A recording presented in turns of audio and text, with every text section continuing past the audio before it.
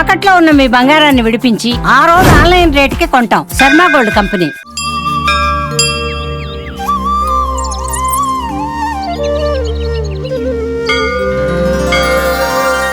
నమస్కారం, నేను గీతాంజలి. ఓం నమో వెంకటేశాయ. ఇలా వైకుంఠం యాదాద్రి తిరుమల స్వర్ణగిరి శ్రీ వెంకటేశ్వర స్వామి వారి సన్నిధానం అండి. ఎంత అద్భుతమైన దేవస్థానమో. జీవితంలో ఒక్కసారైనా ఈ దేవస్థానానికి రావాలి, ఆ స్వామి వారిని కనులారా చూడాలి. ఇవి కేవలం మాటల వరకే కాదండి, ఇవి అతిశయోక్తి అయితే కాదు. ఖచ్చితంగా రావాల్సిందే, అందరూ ఆ అనుభూతి చెందవలసిందే. ప్రత్యేకించి ఈ ఆలయ విశేషాలు, ఇక్కడ జరిగేటువంటి కార్యక్రమాల గురించి తెలుసుకుందాం. ప్రస్తుతం మనతో పాటు ఉన్నారు సేతు రామన్ గారండి. వారు స్వర్ణగిరి దేవస్థానం ఏదైతే ఉందో ఈ దేవస్థానానికి పేషికారిగా ఉన్నారనమాట. అంటే అడ్మినిస్ట్రేటివ్ ఆఫీసర్, మనకి వాడుక భాషలో చెప్పాలి అని అంటే. వారు ప్రస్తుతం మనతో పాటు ఉన్నారు. ఈ ఆలయానికి సంబంధించినటువంటి విశేషాలన్నీ తెలుసుకుందాం. సేతురామన్ గారు నమస్కారం అండి. జై శ్రీమన్నారాయణ. చాలా సంతోషం మిమ్మల్ని కలవటం. చాలా సంతోషం. ఈ ఆలయానికి ప్రత్యేకంగా మాట్లాడుకుంటేనండి, విశేషాలు ముందుగా తెలియచేయండి. స్వర్ణగిరి శ్రీ వెంకటేశ్వర స్వామి వారంటే మొట్టమొదటిగా స్వామివారి గురించి ఏం చెప్తారు? కళ్యాణాద్భుత గాత్రాయ కామితార్థ ప్రదాయినే శ్రీమద్ వెంకటనాథాయ శ్రీనివాసాయ తే నమః. ఓం నమో వెంకటేశాయ శ్రీమతే రామానుజాయ నమః. జై శ్రీమన్నారాయణ. ఈ క్షేత్రం స్వర్ణగిరి అంటేనే బంగారు కొండ అని అర్థము. అయితే ఈ క్షేత్రానికి ఉండే ప్రత్యేకత ఏంటి అంటే, శ్రీ వెంకటేశ్వర స్వామి వారి యొక్క సంకల్ప క్షేత్రం. భగవంతుడు తనంతట తానుగా సంకల్పించుకొని ఈ క్షేత్రంలో వెలిశాడు. ఎలాగైతే వెంకటాచల మహాత్యంలో శ్రీవైకుంఠ విరక్తాయ స్వామి పుష్కరిణీ తటే రమయా రమమాణాయ వెంకటేశాయ మంగళమని వైకుంఠాన్ని వీడి స్వామివారు శ్రీ వెంకటాద్రి మీద కొలువయ్యాడు. అదే స్వామివారు ఒక భక్తుడి యొక్క మనస్సు సంకల్పం ద్వారా వెంకటాచలాన్ని వీడి, అక్కడ భక్తులు ఎక్కువైనారేమో అన్న ఉద్దేశంతో మళ్ళీ ఇక్కడ తనకు మన వాడుక భాషలో చెప్పాలంటే ఒక బ్రాంచ్ ఆఫీస్ అని మనం చెప్పొచ్చు. ఎందుకు అంటే ఈ ఆలయ నిర్మాత అయినటువంటి శ్రీమాన్ మానేపల్లి రామారావు గారి యొక్క హృదయ కమలంలో స్వామివారే ఆవహించి ఒక చిన్న ఆలయంగా నిర్మాణం చెయ్యాలి అనుకున్నటువంటి సందర్భంలో అది ఇంతింతై వటుడింతయ్యి అంతే అని అన్నట్టుగా, ఎలాగైతే త్రీణిపదా విచక్రమే విష్ణుడు గోప అన్నట్టుగా 3 అడుగులతో స్వామి మొత్తం త్రివిక్రమావతారంతో లోకాంతటిని ఆక్రమించాడు. అట్లా భగవంతుడు ఆ మహాభక్త శిఖామణి అయినటువంటి మానేపల్లి రామారావు గారి హృదయంలో ఒక చిన్న సంకల్పంగా ఆవహించి చిన్న ఆలయంగా రూపుదించుకోవాలి. ఇంత పెద్ద సామ్రాజ్యాన్ని ఆయన సృష్టి చేసుకున్నాడు. అందుకే ఇక్కడ జగత్ కుటుంబి అని స్వామివారికి పేరు. అంటే జగత్ అంతటా కూడా స్వామివారు ఒక చోట నుండి పరిపాలన చేస్తూ ఉంటే అది స్వర్ణగిరి అయ్యింది, బంగారు కొండ. క్షేత్రం పేరు స్వర్ణగిరి, భగవంతుడు కూడా స్వర్ణగిరి. ఆయన కూడా ఒక బంగారు కొండ. ఆళ్వారు పచ్చమామలైపోవల్మేని అన్నట్టుగా కొండ ఎవరు అంటే ఆ బంగారు కొండ వెంకటేశ్వర స్వామి వారు. అటువంటి ఈ స్వర్ణగిరి క్షేత్రం ఈ మాసానికి తగ్గట్టుగా సుమారు సంవత్సరం నెల అయ్యింది పూర్తిగా. గత సంవత్సరం మార్చి 6వ నాడు సంవత్సరం పూర్తి అయ్యింది. ఈ సంవత్సరంలోనే సుమారు 1,50,00,000 మంది దాకా భక్తులు ఈ స్వామిని దర్శించుకున్నారు అంటేనే ఈ క్షేత్రం యొక్క ప్రాభవం, భగవంతుని యొక్క శక్తి లేకపోతే జరగదు. ఇంత గొప్పనైనటువంటి ఈ క్షేత్రంలో మనకు స్వామివారు మూల విరాణమూర్తి, ఆజానుబాహం అరవింద దళాయతాక్షం అన్నట్టుగా వెంకటాచలాన్ని మించినటువంటి ఎత్తులో ప్రమాణంలో స్వామివారు ఉంటారు. 16 అడుగులు సుమారు.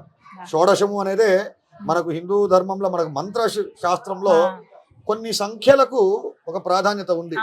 8, 108, 28, 54 ఇట్లా ఒక్కొక్క దానికి ఉంది. షోడశము అనేది సుదర్శన మూర్తి యొక్క ప్రాధాన్యమైనటువంటి 16. అందుకని ఆయన షోడశ బాహు 16 అడుగులతో ఉంటారు. అందుకే స్వామివారి శిఖరం మీద కూడా విమానం మీద షోడశ బాహు సుదర్శన మూర్తి యొక్క కలశం ప్రతిష్ఠ చేయడం జరిగింది. మరి ఈ క్షేత్రంలో ప్రధానంగా వెంకటేశ్వర స్వామివారు, స్వామివారికి కుడివైపున అమ్మవారు పద్మావతీ దేవి, ఈ ఎడమ వైపున ఆండాళ్ నాచ్యార్ ఆండాళ్ అమ్మవారు, స్వామివారికి ఎదురుగా సన్నిధి గరుడాళ్వార్, స్వామివారికి అమ్మవారికి ఇరువైపులా ఒకవైపు మదన వేణుగోపాల స్వామి, పీతాంబరధర స్వగ్రి సాక్షాన్ మన్మథ మన్మథ. మన్మధుని మించినటువంటి అందం కలిగిన వాడు భగవంతుడు. ఎందుకంటే మన్మధుని కన్న తండ్రి కాబట్టి. సాధారణంగా వేణుగోపాలుడు అంటే పిల్లన గురవిని పట్టుకుని చేతిలో ఉంటారు. దివ్య దేశాలలో ఎట్లా అంటే శంఖం చక్రం పట్టుకుని చతుర్భుజంగా ఉంటారు. ఇక్కడ ఈ మదన వేణుగోపాల స్వామి వారు దశభుజంతో ఉంటారు. బా. 10 చేతులతో ఉండేటువంటి వేణుగోపాల స్వామి వారి మూర్తి స్వర్ణగిరిలో మాత్రం మనం దర్శించుకోగలం. ఇక్కడ మాత్రమే. అందులో కూడా ఎట్లా అంటే ఒక చేతిలో మన్మధుని యొక్క ఆయుధం చెరుకు విల్లు పూబాణం, ఆ రెండింటిని స్వామివారు ధరించి ఉంటారు. అంటే ఎవరన్నా అన్యోన్య దాంపత్యం కోసం శీఘ్రంగా వివాహం కావాలి ఇటువంటి వాటికంతటికి కూడా మన్మధుని యొక్క ఇది ఉండాలి కాబట్టి మన్మధుని తండ్రి కాబట్టి వేణుగోపాల స్వామి వారి ఆరాధన చాలా ముఖ్యం. అందుకని అక్కడ ప్రతిష్ఠ చేశాం. వారి నేరు ఎదురుగా ఆళ్వారాచార్యులు భగవద్ రామానుజాచార్యుల వారు, నమ్మాళ్వారు, మనవాళ్ళ మామూలు యొక్క సన్నది కూడా మనం ప్రతిష్ఠ చేసుకోవడం. ఎందుకంటే భక్తైర్ భాగవతై సహా, భక్తుడు లేకపోతే భగవంతుడు లేడు. అసలు అందరికి తెలిసిందంటే వారి వల్లే మనం ఆళ్వార్లందరూ కూడా నానా జాతిలో అవతరించిన ఆళ్వార్లకు వర్ణాశ్రమం లేదు, కానీ వాళ్ళందరూ కూడా విష్ణు పారమ్యాన్ని ఈ లోకంలో స్థాపన చేసినటువంటి మహనీయులు. అటువంటి 12 ఆళ్వార్లు అక్కడ వేరు చేసి ఉన్నారు. ఈ ఆ స్వామివారు ఒక రైజ్డ్ ప్లాట్ఫామ్ అంటాం, ఒక వేదిక మీద ఆలయం ఉంటుంది. వేదిక దిగిన తర్వాత ప్రాంగణంలోనే అంతరాళంలో మనకు మొత్తం అంతరాలయంలో 4 మంటపాలు ఉన్నాయి. ఈ 4 మంటపాలు కూడా వారి సునయన మంటపం అని, గౌరవ కృష్ణ మంటపం అని, వేదాశీర్వాద మంటపం, ఇట్లా 4 మంటపాలు ఉన్నాయి. ఒక మంటపంలో అంతా కూడా స్వామివారు ఊరేగే వాహనాలు ఉంటాయి. దాని ఇంకో మంటపంలో తులాభారము, అలాగే అష్టలక్ష్మి సమేత వెంకటేశ్వర స్వామివారు వేంచేసి ఉన్నారు. తులాభారం అంటే ఎవరెవరికైతే కామ్యార్థం చాలా, ఇప్పుడు ఈ కాలంలో భగవంతుడిని కూడా కామ్యార్థంగా మనకేదో కోరిన కోరికలు నెరవేరిన తర్వాత మనల్నే భగవంతుడికి సమర్పించుకోవడం, దానికి ఈ తులాభారం యొక్క విశేషం. తులాభారము అంటే భారం అంటే బరువు, తులము అంటే మన బరువుకు తగినటువంటి సమానంగా స్వామివారి ప్రసాదానికి ఉండేటువంటి ద్రవ్యాలని సమర్పించడం. ఏవైనా బెల్లము, బియ్యము, మనం ఇక్కడ తెలంగాణ ప్రాంతంలో బంగారం అంటాం బెల్లాన్ని, నెయ్యి, అలాగే కలకండ, ఇటువంటివన్నీ కూడా సమర్పించడం జరుగుతుంది. ఆ తర్వాత దాని ఎదురుగా స్వామివారి యొక్క అద్దాల మేడ, చిన్న అద్దాల మంటపం ఉంటుంది, ఒక ఉయ్యాల ఉంటుంది. దాని ఎదురుగా మనోభీష్ట ఫలకము అని ఉంటుంది. ఇక్కడ అదొక ప్రత్యేకత. అంటే సాధారణంగా ఏదన్నా ఆలయంలోకి వెళ్ళినప్పుడు మన మనస్సులో ఏదైతే సంకల్పం ఉంటుందో దాన్ని భగవంతుడికి తెలియజేసేటట్టుగా మన మనసులో అనుకుంటాం, కానీ మనం మనుషులం కాబట్టి ఏదో ఇప్పుడు ఎక్కడైనా కూడా రాతపూర్వకంగా ఇవ్వడం అనేది ఒక అలవాటు. కాబట్టి ఆ భక్తుడు మనోభీష్ట ఫలకం మీద తమ కోరికను గనక రాసి వారి పేర్లను చిన్న నాణంతో రాస్తే అది నెరవేరుతుంది. ఎందుకంటే మనోభీష్ట ఫలకానికి నేరు ఎదురుగా స్వామివారి విమానం దగ్గర వెంకటేశ్వర స్వామి వారు స్వర్ణమయంగా కనపడతారు. విమాన వెంకటేశ్వర స్వామి గారు ఉంటారు. దానికి అటువైపుగా ఈశాన్య భాగంలో స్వామివారి నిత్యం ఆరాధన ఆరాధన నిమిత్తం ఉన్నటువంటి బంగారు బావి అంటాం, అక్కడ తీర్థ సంగ్రహణం జరుగుతుంది. అక్కడే తీర్థం స్వీకరిస్తాం స్వామివారి ఆరాధన నిమిత్తం. దాని పక్కనే యాగశాల, ప్రతినిత్యం స్వామివారికి పాంచరాత్ర ఆగమోక్తంగా ఇక్కడ పూజా విధానాలన్నీ జరుగుతాయి. శ్రీ శ్రీ శ్రీ శ్రీదండి శ్రీ శ్రీమన్నారాయణ రామానుజీయర్ స్వామి వారి ఒక పర్యవేక్షణలో, వారి యొక్క మార్గదర్శనంలో ఇక్కడ పూజాధికాలన్నీ కూడా జరుగుతూ ఉంది. అక్కడ ఆ యాగశాలలో ప్రతినిత్యం నిత్య హోమం జరుగుతూ ఉంటుంది. అక్కడ సుదర్శనమూర్తి కూడా వేంచేసి ఉన్నారు. అక్కడ సుదర్శన హోమం ప్రతినిత్యం కూడా చేయడం జరుగుతుంది. ఇది ఆలయం లోపల. ఆలయానికి 4 ద్వారములు ఉన్నవి, ప్రధాన రాజగోపురం. 4 దిక్కులలో కూడా 4 రాజగోపురాలు ఉన్నాయి. అయితే వీరు శ్రీమాన్ మానేపల్లి రామారావు గారు ఒక రకంగా ఎంత భక్తులో మన చరిత్ర సంస్కృతి మీద కూడా వారికి అంత ఒక మక్కువ ఎక్కువ. కాబట్టే ఈ ప్రాంతం మనకు ఈ తెలంగాణ ప్రాంతంలో కాకతీయులు పరిపాలించారు. కాకతీయ రాజులు చాలా శ్రేష్టమైనటువంటి రాజులు. వారికి పూర్వం చాళుక్యులు ఈ ప్రాంతాన్ని పరిపాలించారు. కాబట్టి ఈ ప్రాంత ఈ భువనగిరి కోట కూడా మనకు దగ్గరలో భువనగిరి ఉంది. ఆ భువనగిరి కూడా చాళుక్యుల కాలంలో చాలా గొప్పగా విరాజిల్లమైనటువంటి నగరం. అందుకే మా రామారావు గారు ధర్మకర్త వారు ఈ 4 గోపురాలకు కూడా 4 రాజుల పేర్లు పెట్టారు. త్రిభువన మల్ల గోపురం, త్రైలోక్య మల్ల గోపురం, భూపాల గోపురం, ప్రతాపరుద్ర గజపతి గోపురం, ఇట్లా వారి పేర్లతో ఈ గోపురాలు ఉంటాయి. 4 గోపురాలు కూడా ఆయా చరిత్రను ప్రతిబింబించేటట్టు. దాని ఎదురుగా విజయస్తంభం అని ఉంటుంది. వీరు ఎంతగా ఆళ్వారాచార్య సంప్రదాయాన్ని పాటిస్తారు అంటే, కులశేఖర ఆళ్వార్ శ్రీ వెంకటేశ్వర స్వామి వారి గురించి పాసురాలు రాస్తూ ఉన్నప్పుడు, పడియాయ్ కిడందు ఉన్ పవళవాయ్ కాన్బేనే ఎంబెరుమాన్ పొన్మెలమేన్ ఏదేను ఆవేనే. ఆ వెంకటాచలం మీద ఏదైనా సరే, ఆ సరస్సులో ఒక చేపగానో, కొండ మీద కోతిగానో, చెట్టుగానో, పుట్టగానో, రాయిగానో, రప్పగానో పుట్టాలని కోరుకున్నట్టు ఆళ్వార్. అట్లే పెరుమాళ్ యొక్క ఆ వెంకటేశ్వర స్వామి గడప కులశేఖర పడి అని పేరు.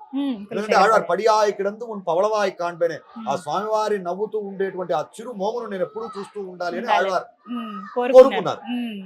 ఒకనాడు ఇక్కడ ఈ ఆలయం నిర్మాణం గురించి కూడా ఏదో జరుగుతూ ఉన్నప్పుడు తిరుమల గురించి విశేషాలు ఇది చేస్తూ ఉన్నప్పుడు రామారావు గారి దగ్గర ఈ పాసురం విన్నవించడం జరిగింది. చెప్పిన వెంటనే ఆళ్వార్ మార్గంలోనే మేము కూడా నడవాలి అని చెప్పేసి విజయరామపడి అని చెప్పేసి స్వామివారి గడపకు తమతో ఆ దాసులు అంటే ఇక్కడ వచ్చే భక్తులందరూ కూడా వాళ్ళ మీద భక్తుల యొక్క పాదములు ఉండాలి, ఆ పాద రేణువులు తాము ధరించాలి అని రామారావు గారి యొక్క మనోభీష్టం. అందుకు అనుగుణంగా ఈ గడపకు కూడా విజయరామపడి అని పేరు, ఎదురుగా విజయరామ స్తంభము అని కూడా ఉంటూ ఉంది. అలా మనం ఆ చుట్టూరా మాడవీధి ఉంది, 4 మాడవీధులు. మాడవీధులకు ఒకవైపుగా ఆ వాయుయాది కోణంలో వైభవోత్సవ మంటపం అనేది ఒక పెద్ద కళ్యాణ మంటపం ఉంది. భారతదేశంలోనే చాలా పెద్దనైనటువంటి విస్తారమైన కళ్యాణ మంటపం. ఆ కళ్యాణ మంటపంలోనే భారతదేశంలోనే అతి పెద్ద ప్రాచీనమైనది పెద్దదైనటువంటి అష్టలక్ష్మి తంజావూరు చిత్రం. ఆలయము అంటేనే చరిత్ర సంస్కృతిని ప్రతిబింబించాలి. ఆ చరిత్ర సంస్కృతిని ప్రతిబింబించే విధంగా తంజావూరు రాజుల యొక్క ఆ చిత్రలేఖనాన్ని కూడా అక్కడ అష్టలక్ష్మి అమ్మవారి చిత్రలేఖనాన్ని పెట్టడం జరిగింది. 365 రోజులు ఇక్కడ స్వామివారికి నిత్య కళ్యాణం జరుగుతుంది. ఆ కళ్యాణోత్సవ మంటపంలో అక్కడ వైభవోత్సవ మంటపం అని పేరు. ఆ తరువాత ఆ పక్కనే అమ్మవారు వాసవి అమ్మవారి యొక్క ఆలయం కూడా ఉంది, ఆ వైశ్యుల కులదేవత. చుట్టూరు అలానే వస్తే ఉత్తర భాగంలో మనకు సహస్ర దీపాలంకరణ మండపం. ఈ క్షేత్రంలో ఒక విశేషం ఏంటంటే ఇది యాదాద్రి తిరుమలగా ప్రసిద్ధి. ఎందుకు అంటే తిరుమలలో ఏ విధమైనటువంటి కైంకర్యం అయితే స్వామికి జరుగుతుందో అదే విధమైన కైంకర్యాలని ఇక్కడ జరుగుతాయి. ప్రతినిత్యం స్వామివారు 1000 దీపకాంతులతో అక్కడ విరాజమానులై ఉంటారు సహస్ర దీపాలంకరణ మండపంలో. అక్కడ నుంచి వచ్చిన తర్వాత సరిగ్గా మనకు ఉత్తరం గోపురం దగ్గర ఆంజనేయ స్వామి 27 అడుగుల ఆంజనేయ స్వామి జయద్రథము అనేటువంటి రథం మీద ఆంజనేయ స్వామి ప్రతిష్ఠితుడై ఉన్నారు. ఈ ఆంజనేయ స్వామి యొక్క ప్రత్యేకత ఏమి అంటే త్రిభంగి ఆకారంలో ఉంటారు. త్రిభంగి అంటే 3 వంపులు ఉంటాయి వారి తిరిమేని, విచిత్రంగా 3 వంపులలో ఉంటారు స్వామివారు. ఎందుకు అట్లా అంటే రామాయణంలో ఈ స్వామి యొక్క పేరే కార్యసిద్ధి హనుమంతుల వారు. రామాయణంలో మనకు సుందరకాండంలో 37వ సర్గలో 4-5 శ్లోకాలు ఇందుకు ప్రమాణంగా పెట్టుకున్నాం మేము. రామారావు గారు ఇక్కడ ప్రతిష్ఠితమైన ఇప్పుడు సాధారణంగా ఆధునిక ఆలయమే అయినా ప్రాచీన సంప్రదాయాన్ని, మంత్రశాస్త్రాన్ని, ఆగమ శాస్త్రాన్ని ఖచ్చితంగా పాటించి నెలకొల్పబడినటువంటి ఆలయం.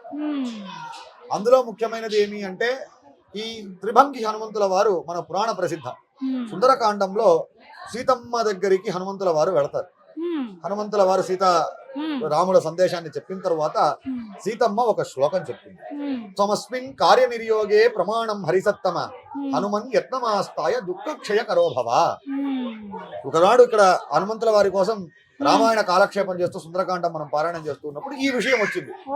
అప్పుడు దాని గురించి వివరిస్తే మనం కూడా హనుమంతుల వారిని ఇట్లే ప్రతిష్ఠ చేయాలి అని చెప్పి రామారావు గారు ఆ స్వామిని త్రిభంగి ఆకారంలోనే ప్రతిష్ఠ చేశారు. జయద్రథము అనేటువంటి రథాన్ని, జయద్రథము అనేటువంటి రథం మీద నిలబడి ఉంటారు. 27 శ్లోకం అర్థం ఏమి అంటే ఎవరెవరి హనుమంతుడిని చూసి సీతమ్మ అడుగుతుందంట, తమస్మిన్ కార్యనిర్యోగే. మనకు అనేక కార్యం చేస్తాం, ప్రతి సంకల్పించినటువంటి కార్యంలో విఘ్నాలు ఏర్పడతాయి. మరి దీన్ని ఎవరో ఒకరు నివృత్తి చేయాలి. మానవ శక్తి ఎంత ఉందో దైవ శక్తి కూడా అంత అవసరం. మరి ఈ కార్యక్రమాన్ని దిగ్విజయంగా నడిపించేవారు ఎవరు అంటే హనుమంతుల వారు. సీతమ్మ హనుమంతుడితో చెప్తుంటారు, రామకార్యాన్ని నువ్వు సక్రమంగా నిర్వర్తించిన హనుమ, ఎవరెవరైతే వారి వారి కార్యంలో వియోగం ఏర్పడుతుందో, జరబలేని పరిస్థితి ఏర్పడుతుందో, ఇంకా నా చేత కాదు, ఈ కార్యం సఫలం కావట్లేదు అని బాధతో ఉన్న సందర్భంలో నిన్ను అనుకుంటే ఆ సమయంలో నువ్వు వారి కార్యాన్ని సఫలం చేసి పెట్టు అని సీతమ్మ చెబితే హనుమంతుడు దానికి ప్రమాణం చేస్తున్నాడు. 5వ శ్లోకంలో చెప్తాడు, అలా ఎవరైతే చింతిస్తారో వాళ్ళకు కార్యాన్ని నేను సఫలం చేస్తాను అని. దాన్ని ఆధారంగా చేసుకుని త్రిభంగి ఆకారంలో హనుమంతుల వారిని ప్రతిష్ఠ చేసుకున్నాం. ఆ జయద్రథము అనేటువంటి హంపి మనకు విజయ విఠల దేవాలయంలో రథం ఉంటుంది. ఆ రథం యొక్క నమూనాగా మనం ఇక్కడ ప్రతిష్ఠ చేసుకోవడం జరిగింది. అందుకే ఆ కార్యసిద్ధి హనుమంతుల దగ్గర ముడుపులు కట్టి కోరుకుంటే ఖచ్చితంగా జరుగుతుంది అనేది ఒక ప్రమాణం ఉన్నది. దీనికి రామాయణం ప్రమాణం. ఆ తర్వాత అటు ముందుగా వస్తే మనకు అతి విశేషము, భారతదేశంలో ఈ క్షేత్రంలో మాత్రమే మనం దర్శనం చేసుకోగలిగినటువంటి జలనారాయణ స్వామి. నారాయణుడు అంటేనే మనం వారి సన్నిధిలోనే ఉన్నాం. నారాయణుడు అంటేనే నీటికి ఆధారభూతమైన వాడు, జీవులకు ఆధారభూతమైన వాడు అని అర్థం. ఆ నారాయణుడు జలనారాయణ స్వామి నేపాల్ దేశంలో కాఠ్మండు దగ్గర ముక్తినాథ్ అనేటువంటి ఒక క్షేత్రం, సాలగ్రామాలన్నీ అక్కడే దొరుకుతాయి. అక్కడ గండకి నది దగ్గర అక్కడ జలంలో నారాయణుల వారు ఉన్నారు. ఉంటారు. అదే స్వామిని వారిని చూసిన తర్వాత దర్శనం కోసం వెళ్ళి వారిని ఇక్కడ ప్రతిష్ఠ చేసుకోవాలన్న సంకల్పంతో, ఎందుకంటే ఇక్కడి వాళ్ళందరూ అక్కడికి వెళ్ళాలంటే వెళ్ళలేరు. కష్టం. కాబట్టి ఇక్కడే వారిని ప్రతిష్ఠ చేసుకున్నాం. తిరుమంగి ఆళ్వార్ ఒక చోట 7 ముయలై విట్టు కాక్ అయిపోయిన పోవదే అని ఒక వాక్యం చెప్తారు. అంటే స్వామి ఒకరు అర్చారూపముల గురించి ఆళ్వారు చెప్పిన మాట ఇది. భగవంతుడు సర్వవ్యాపి. ఆ సర్వవ్యాపి అయినటువంటి పరమాత్మ పర విభవ వ్యూహ అంతర్యామి అర్చ అని 5 రకాలైనటువంటి అవతారాలతో ఉన్నారు. పరావతారం అంటే పరవాసుదేవుడు తద్విష్ణోహో పరమం పదం సదా పశ్యంతి సూర్యుడు వైకుంఠంలో ఉంటాడు. వారిని మనం ఇప్పుడు దర్శించాలంటే కష్టం. మరి అదే పరమాత్మ విభవావతారాలు అని ఇక్కడ అంటే భవము అంటే పుట్టాడు అని అర్థం. ఈ నేల మీద నడయాడి తన యొక్క లీలల్ని ప్రదర్శించినాడు ఆయన విభవావతారం. మత్స్యాది అవతారాలన్నీ కూడా విభవావతారాలు జరిగాయి. కానీ ఆ కాలంలో కూడా మనం లేం. ఆ తర్వాత అంతర్యామి, మన హృదయంలో ఉన్నాడు భగవంతుడు. ఆ హృదయంలో ఉండే భగవంతుని ఎవరు చూడగలరు? మనలాంటి వాళ్ళకి సాధ్యం కాదు. యోగులు చూడగలరు, మనకు అది కష్టం. మరి సులభంగా చూడగలిగిందంటే అర్చావతారం, విగ్రహ రూపంలో భగవంతుడి ఆయా క్షేత్రాల్లో ఆయన ఇచ్చేయడం. అందుకే ఆళ్వార్ అర్చా రూపంలో ఉండే పరమాత్మ కుందేలు మాంసం లాంటిదంట. మిగిలిన అవతారాల్లో ఉండే పరమాత్మ కాకి మాంసం లాగా. ఇప్పుడు నాకు ఉదాహరణకు ఆహారం కావాలి అంటే ఆళ్వారు చెప్పిన మాట కాబట్టి చెప్పాల్సి వస్తుంది. రుచికరంగా తినాలి అంటే నేల మీద వెళ్ళేటువంటి కుందేలు నేను సులభంగా పట్టుకోవచ్చు. ఎక్కడో ఆకాశంలో పెరిగే కాకి నేను పట్టుకోలేను. ఎక్కడో ఉండే పరమాత్మ గురించి నేను వెళ్ళి పరలోకంలో ఆ వైకుంఠంలో వెళ్ళి పట్టుకుంటాం అంటే కష్టం. కానీ నాకు సులభంగా ఇక్కడ దొరుకుతుంది. అందుకే నేపాల్ దేశంలో వెళ్ళి దర్శనం చేసుకుంటే కష్టం. అదే పరమాత్మ సులభ గ్రాహ్యంగా ఇక్కడ వచ్చేసాడు. ఇందులో ఇంకో ముఖ్యమైన విశేషం ఏంటంటే ఇది వేద పుష్కరిణి అని పేరు. ఈ వేద పుష్కరిణిలో 4 కోణములలో అంటే 4 కార్నర్స్ లో 4 వేదముల ఋగ్ యజు సామ అథర్వణ 4 వేదములు. ఈ 4 వేదములకు సంబంధించిన అధిదేవత వాటి శక్తి దేవతను మూర్తి రూపంలో మనం ప్రతిష్ఠ చేసుకోవడం ఇది చాలా విశేషం. వేదం ఏం చెప్తుంది? విష్ణువు పరమాత్మ అని చెప్తుంది. ఆ వేదం ప్రతిపాద్యమైనటువంటి పరమాత్మ ఇతడే చూపెట్టడం కోసం 4 కోణములలో ఆ అధిదేవత ప్రత్యధి దేవత. అంటే ఇక్కడ జలనారాయణ స్వామి దర్శనం చేసుకుంటే ఈ 4 వేదముల యొక్క మంత్రార్థాన్ని మనం తెలుసుకునే వాళ్ళమే అవుతాము. అన్నిటికీ మించి అంతిమంగా ఇది పరమ పురుషార్థం ముక్త ఐశ్వర్యం. ముక్తిని పొందడమే మనిషి యొక్క ప్రాధాన్యం. ఎంత మనకు కావాలన్నా ముక్తిని పొందాలి. లోపల ఉండేటువంటి వెంకటేశ్వర స్వామి మన కోరికలు ఇహలోకంలో మన కోరికలన్నీ తీరుస్తే ఇక్కడ జల రూపంలో ఉండేటువంటి ఆ జలనారాయణ స్వామి పరలోకంలో ఉండే మనకు ఇవ్వాల్సినటువంటి ఆ అనుగ్రహాన్ని అనుగ్రహం చేస్తారు. అట్లా ఈ ఆలయం సకల దేవతా నిలయం, వైష్ణవ సామ్రాజ్యం. ఇందులో స్వామికి ఉదయం 5 గంటలకు సుప్రభాత 5:15 నిమిషాలకు సుప్రభాతం మొదలు. సుప్రభాతం అయిపోయిన తర్వాత స్వామివారికి సేవాకాలం అంటే దివ్య ప్రబంధము వేదాది విన్నపం జరుగుతుంది. 7 గంటలకు స్వామివారికి సహస్రనామార్చన. ఆ తదుపరి 8 గంటలకు 7 నుంచి 8 వరకు సహస్రనామార్చన పూర్తి స్వామివారికి బాలభోగం నివేదన అంతా అవుతుంది. ఆ తరువాత స్వామివారికి 8 గంటలకు తీర్థ ప్రసాద గోష్ఠి సాత్మరి అంటే వేదాది విన్నపం. సాధారణంగా మేము కూడా చాలా క్షేత్రాలు తిరిగేసి పెద్ద పెద్ద క్షేత్రాన్ని చూసాం. ఏ క్షేత్రం 4 వేదములు ప్రతినిత్యం ఇక్కడ పారాయణం జరుగుతుంది.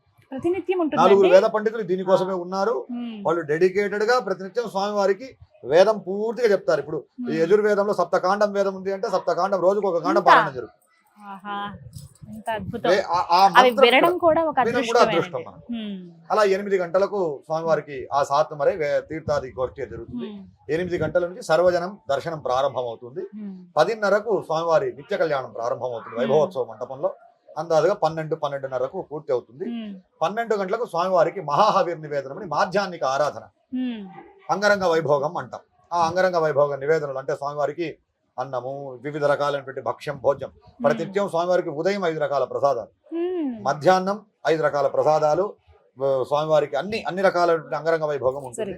ఆ తర్వాత 12:30 నుండి మళ్ళీ మాధ్యాన్నిక ఆరాధన పూర్తయినటువంటి స్వస్తివచనం అయిపోయి తదుపరి 1:30 వరకు స్వామివారికి దర్శనం ఉంటుంది, సర్వజన దర్శనం ఉంటుంది. 1:30 నుంచి 2:30 వరకు మధ్యలో విరామం. 2:30 నుంచి మళ్ళీ సాయంత్రం 5:45, 6 వరకు సర్వజన దర్శనం. 6 నుంచి 6:30 వరకు సాయం ఆరాధన. సాయంత్రం స్వామివారికి మళ్ళీ యథావిధిగా ఆరాధనలు, పూజాది కార్యక్రమాలు అయిపోయిన తర్వాత 6:30కు వేదాది స్వస్తి జరిగి 6:30 నుండి రాత్రి 9 గంటల వరకు సర్వజన దర్శనం ఉంటుంది. ఈ మధ్యలో 6:30 తర్వాత ఉత్సవమూర్తిని మనం మాడవీధి తిరువీధి ఉత్సవంగా వేంచేపు చేసుకుని సహస్ర దీపాలంకరణ మండపంలో సహస్ర దీపాలంకరణ సేవ కూడా ప్రతినిత్యం జరుగుతూ ఉంటుంది.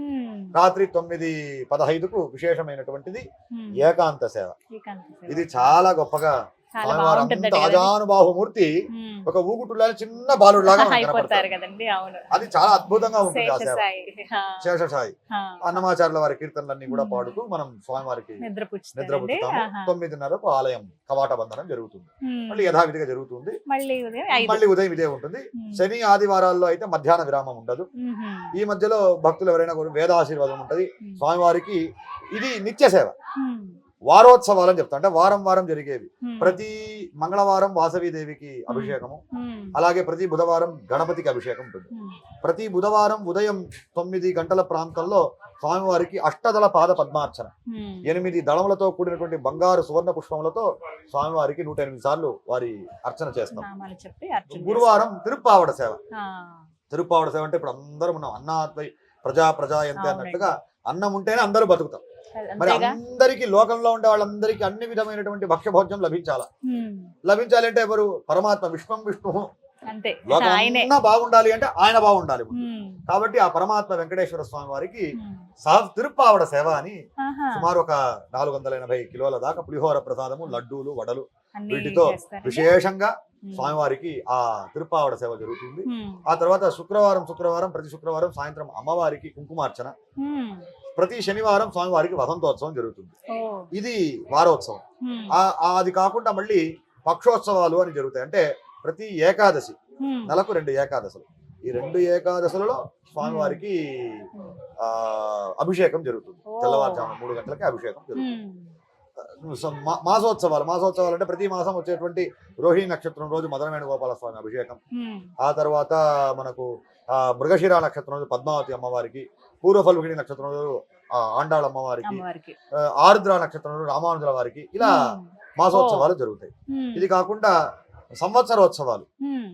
ఈ సంవత్సరమే ఒక నెల క్రితం బ్రహ్మోత్సవాలు అంగరంగ వైభవంగా మనకు ఇప్పుడు ఈ సంవత్సరం మళ్ళీ పవిత్రోత్సవాలు, జ్యేష్ఠాభిషేకం, ఇటువంటి సంవత్సరోత్సవాలు కూడా అంటే ఆధునిక కాలంలో ప్రాచీన కాల పద్ధతులను అనుసరిస్తూ ఎక్కడా కూడా ఆగమ విరోధమైనటువంటి పనులు చేయకుండా ఆగమ శాస్త్రం ఏమి చెబితే దాని ప్రకారంగా వెళుతూ చేస్తూ ఉండేటువంటి ఒక ఆలయంగా ఇది విరాజమానమై ఉన్నది. కానీ అద్భుతమైన శిల్పకళ అండి.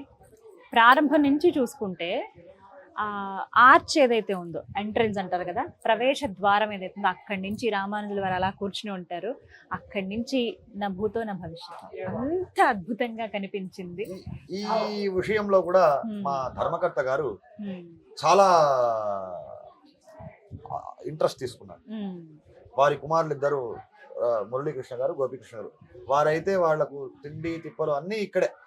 పాపం ఈ నిర్మాణం పూర్తయ్యేంత వరకు కూడా వాళ్ళు దీని మీద అంత శ్రద్ధగా, కేవలం వారి తల్లి గారికి భగవంతుడు అనుగ్రహం చేశాడు కాబట్టి వారి ద్వారా తాము నాం పెట్ర ఇంబం వైయగం పెరవేండం అని ఒక మాట.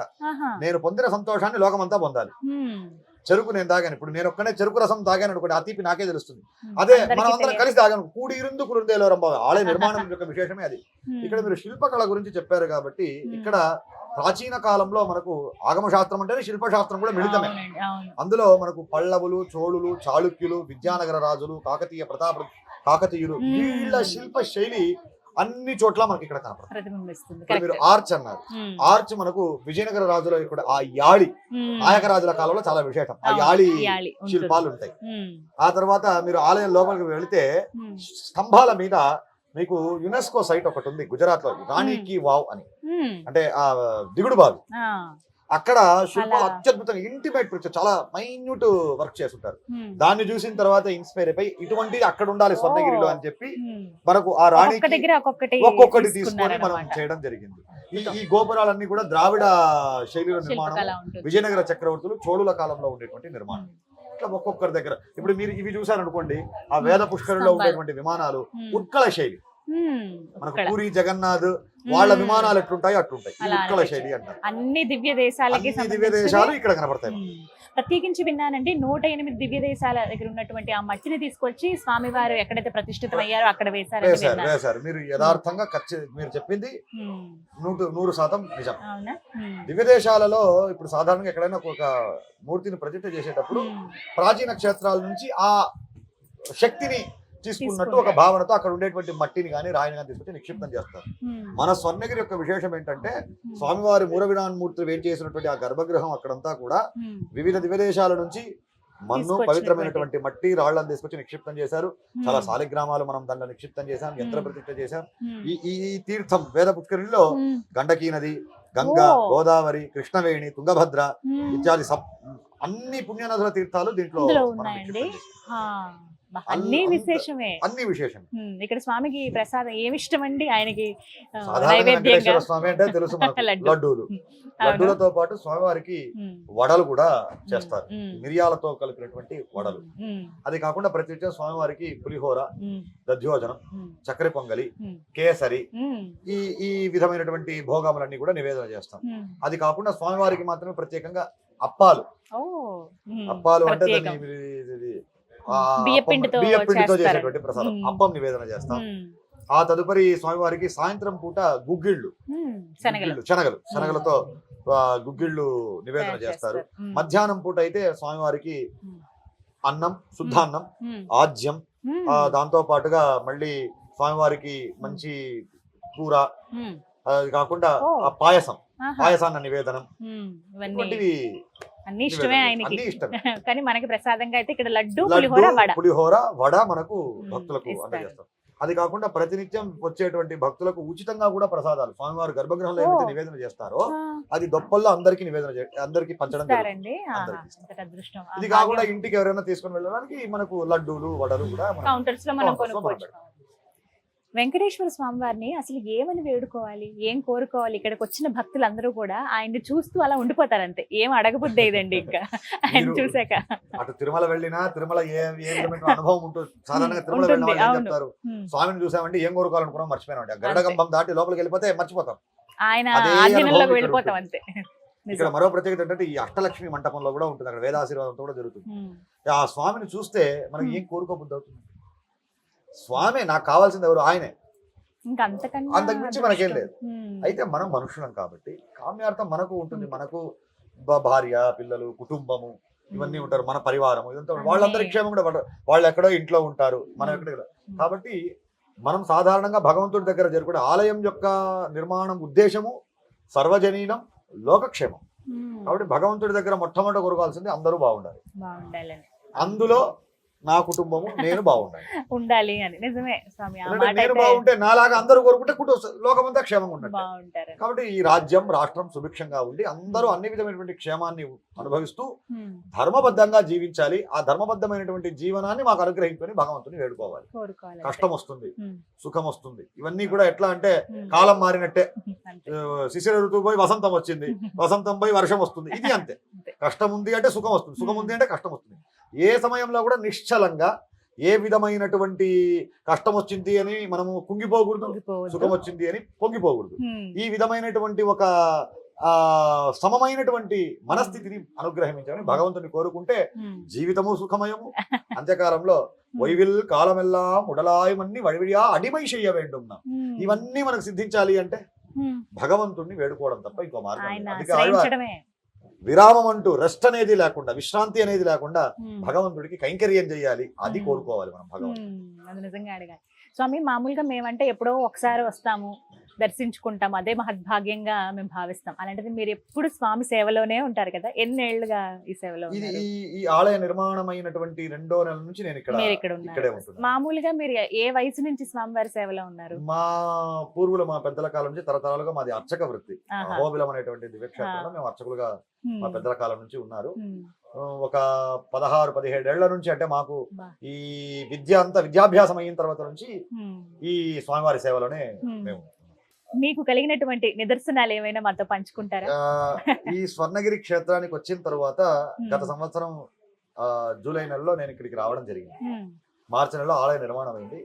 జూలై నెలకు వచ్చిన తర్వాత, అంటే నేను ఇంతకు పూర్వం పనిచేసిన చోటుకు మనం ఈ బెస్ట్ రూరల్ టూరిజం అవార్డు అని తీసుకున్నాం. ఇక్కడ ఈ స్వామివారి దగ్గరికి వచ్చిన తర్వాతే జాతీయ స్థాయిలో అవార్డును కూడా నేను ఇక్కడ తీసుకోవడం జరిగింది. అది స్వర్ణగిరీశుడి యొక్క ఆ క్షేత్రం గుర్తింపు. ఆ తర్వాత చాలా విషయాల్లో పురోభివృద్ధి జరుగుతూ వచ్చి ఇక్కడ ఈ క్షేత్రం ద్వారా ఇక్కడ దగ్గరలో మనకు యాదగిరిగుట్ట ఉన్నది, యాదగిరిగుట్ట. ఇట్లా ఎదులాబాద్ అని ఆండాళమ్మ సన్నది ఉంది. అమ్మవారు ఉంటారు. వాళ్ళందరికీ కూడా మా చేతులతో మేము మా ధర్మకర్త గారి యొక్క ప్రోద్బలంతో ఉమ్. మేము వెళ్ళి వస్త్ర సమర్పణ చేయడం ఒక బా, పెద్ద ఎంత మహద్భాగ్యం. అదృష్టం. ఉమ్. అలా కొన్ని అనుభవాలు ఉన్నాయి. ఇక్కడికి వచ్చిన తర్వాత జీవితం నిశ్చలంగా ఉంది, ప్రశాంతంగా ప్రతినిత్యం అవునా? ఉదయం నుంచి రాత్రి వరకు స్వామిని చూస్తున్నాం. హాయ్. ఇంకా అంతకు మించి నాకు ఏం కలిగింది అంటే ఆయన ఇంకా ఏం చూడటమే. కావాలి? సద్విష్ణో పరమం పదకం సదా పశ్యంతి సూరయ. ఉమ్. వైకుంఠంలో ఆ భగవంతుణ్ణి నిత్య సూర్యులందరూ కన్నార్పకుండా చూస్తూ ఉన్నారు. ఉమ్. ఆ వైకుంఠ పరమాత్మనే స్వర్ణగిరిలో ఇక్కడికి వచ్చారు. వెంకటేశ్వరుడు ఆయన్ని మేము సదా పశ్యంతి సూరయ అన్నట్టుగా కన్నార్పకుండా మేము చూస్తున్నాం. అంతకు మించిన భాగ్యం నిజమే. ఏమి ఇది ఇవ్వాలి ఎన్ని భగవంతుడికి? జన్మల అదే గొప్ప పుణ్యఫలమో. అనుభవం. ఎన్నో జన్మల పుణ్యఫలం ఇది నిజంగా. ఇప్పటి వరకు అందరూ వచ్చి దర్శించుకుని వెళ్ళారు ఎంతో మంది భక్తులు, కానీ ఇంకా రాని వాళ్ళు, వద్దాం అనుకున్న వాళ్ళకి ఏం చెప్తారు మీరు ఒక మాట? స్వర్ణగిరి అనేది భూలోక వైకుంఠం. ప్రాచీన క్షేత్రంలో ఎలాగైతే స్వామివారు వేంచేసి ఉన్నారో అదే స్వామి ఇక్కడ శ్రీ వెంకటాద్రిని వీడి స్వర్ణగిరి, సప్తగిరిని వీడి స్వర్ణగిరి మీద స్వామి వేంచేశారు. వైకుంఠంలో ఉండేటువంటి ఆ నీలమేఘం వెంకటాచలం మీద చేరి వర్షిస్తే ఆ వెంకటాచలం నుండి ద్రవిస్తున్నటువంటి నీరే స్వర్ణగిరిని చేరుకుంది. కాబట్టి స్వర్ణగిరి అనేది భూలోక వైకుంఠం. ఇక్కడ స్వామివారిని ఖచ్చితంగా ప్రతి ఒక్కరూ వచ్చి దర్శనం చేసుకోవాలి. కామితార్థ ఫలదుడు ఈ స్వామి. అటువంటి స్వామి మనందరికీ కూడా ఆయురారోగ్య భోగభాగ్యములను అనుగ్రహిస్తారు. అంతటితో కాకుండా ఇది ఇటు దగ్గరగా యాదగిరిగుట్ట ఉన్నది. ఇది మన భాగ్యనగరానికి నిజంగా భాగ్యనగరం భాగ్యం ఎప్పుడు చేసుకుంది అంటే ఇటువంటి ఆధ్యాత్మిక క్షేత్రాలన్నీ వెల్లివిరుసడం వల్ల. ఆ భాగ్యనగరం పేరు సార్థకత చెందింది అక్కడే. కాబట్టి అటువంటి భాగ్యనగరానికి కూడా చాలా చేరువలో ఉన్నది. భక్తులందరూ ఇక్కడ రావాలి. ఇక్కడ వారికి అన్ని విధమైనటువంటి వసతి సదుపాయాలు కూడా ఉన్నాయి. వారు ఇక్కడే ఉండి నిద్ర చేయొచ్చు. అందుకు తగినటువంటి కాటేజెస్, ఏర్పాట్లు, రూమ్స్ అవన్నీ అందుబాటులో ఉన్నాయి. లేదు ఒక రాత్రి వచ్చి స్నానం చేసుకుని పోవాలి, అందుకు తగినటువంటి వసతి టాయిలెట్స్ ఇవన్నీ కూడా, స్నాన గదులన్నీ కూడా ఉన్నాయి. అన్నదాన భవనం మీరు చెబితే నమ్మరు. ఈ క్షేత్రంలో అన్నదానం చాలా విశేషం. గయాయామయుతం భుక్తం ప్రయాగే లక్ష భోజనం కాశ్యాం యుగ సహస్రాణి అన్నట్లుగా గయా క్షేత్రంలో ఒక 100 మందికి 1000 మందికి అన్నదానం చేస్తే వచ్చే ఫలితం ఎట్లా ఉంటుందో అంత ఫలితం ఇక్కడ పొందవచ్చును అని మనం అనుకోవచ్చు. ఎందుకు అంటే ఒక రోజుకు ఏమీ లేని మాకు ఇక్కడ శని ఆదివారాల్లో విపరీతమైనటువంటి రద్దీ ఉంటుంది.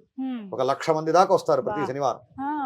అంతమందికి కూడా ఏ విధమైనటువంటి ముఖం మార్చుకోకుండా అన్నదానం జరుగుతూ ఉంది ఇక్కడ. సాధారణమైన రోజుల్లో కూడా 5 నుంచి 10,000 మంది భోజనం చేస్తూ ఉన్నారు. అన్నదానం చాలా ఇప్పుడు అందుకే కొత్తగా అన్నదాన భవనం కూడా ఒకేసారి ఒక 50,000 మంది ఉన్నా భోజనం చేయడానికి అవకాశం ఉండేది. అన్నదాన మండపం కూడా నిర్మాణం చేయడం జరిగింది. కాబట్టి ఒక భక్తుడు ఉదయం బయలుదేరి స్వర్ణగిరికి వచ్చి స్వామి దర్శనం చేసుకుని కళ్యాణోత్సవంలో పాల్గొని అన్నదానం స్వీకరించి ఆ తదుపరి ఇవన్నీ ఇక్కడ ఉండేటువంటి విశేషాలన్నీ చూసుకుని రాత్రికి ఇంటికి చేరుకోవచ్చు. ఆ విధమైనటువంటి వసతి ఇక్కడ ఉన్నది. అలా కాకుండా ఇప్పుడు ఈ వీకెండ్ అని మొదలైపోయింది. శని ఆదివారాలు విశ్రాంతిగా దొరికితే చైర్లో ఉండే వాళ్ళందరూ వస్తున్నారు. ఆధ్యాత్మికత బాగా పరిఢవిల్లింది కాబట్టి అటువంటి వారికి కూడా ఇక్కడ ఒక అవకాశం ఉంది. శుక్రవారం రాత్రికి ఇక్కడ స్వర్ణగిరి చేరుకొని ఆ రోజు రాత్రి స్వామివారి యొక్క ఏకాంత సేవలో పాల్గొని, శనివారం విశేషం స్వామివారికి, ఆ రోజు స్వామివారి యొక్క కళ్యాణ మహోత్సవంలో పాల్గొని ఇక్కడ అన్నప్రసాదం స్వీకరించి కూడా వారు వెళ్ళొచ్చు. అట్లా ఆ అవకాశం కూడా ఇక్కడ ఉన్నది. మనకు తిరుమలలో ఉండేటువంటి అనుభూతిని ఇక్కడ మనం పొందవచ్చు. అది విశేషం. కాబట్టి భక్తులందరూ కూడా ప్రసార మాధ్యమం సుమన్ అంటేనే మంచి మనస్సు అని అర్థం. భగవంతుడిని చేర్పగలిచే వారు ప్రతి ఒక్కరు కూడా మంచి సుమనస్కులే. కాబట్టి మీ ద్వారా దీన్ని వీక్షించేటువంటి ప్రేక్షకులందరూ కూడా ఖచ్చితంగా స్వర్ణగిరికి రావాలి. ఇది ఒక బంగారు కొండ. ఆ బంగారు కొండ మీద బంగారు కొండ వెంకటేశ్వర స్వామి. ఆయన చేరి వచ్చిన వారి పెద్ద వెండి కొండవలను, పెద్ద రజిత కొండవలను అన్నట్లుగా బంగారు కొండ ఆయన. మనం పిలిస్తే మన వెంబడే వచ్చేస్తాడు ఆయన స్వామి. కాబట్టి స్వర్ణగిరికి రండి, వెంకటేశ్వర స్వామిని మీ ఇంటికి పిలుచుకొని పోండి. ఆ అనుగ్రహాన్ని మీరు పొందవచ్చు. చాలా చక్కగా వివరించారండి. నారాయణ జయ శ్రీమన్నారాయణ. శ్రీయకాంతాయ కళ్యాణ నిధయేత్తినాం శ్రీ వెంకట నివాసాయ శ్రీనివాసాయ మంగళం. స్వస్తి ప్రజాభ్య పరిపాలయంతాం న్యాయేన మార్గేణ మహిమహీషాః. గో బ్రాహ్మణేభ్య శుభమస్తు నిత్యం. లోకాః సమస్తాః సుఖినో భవంతు.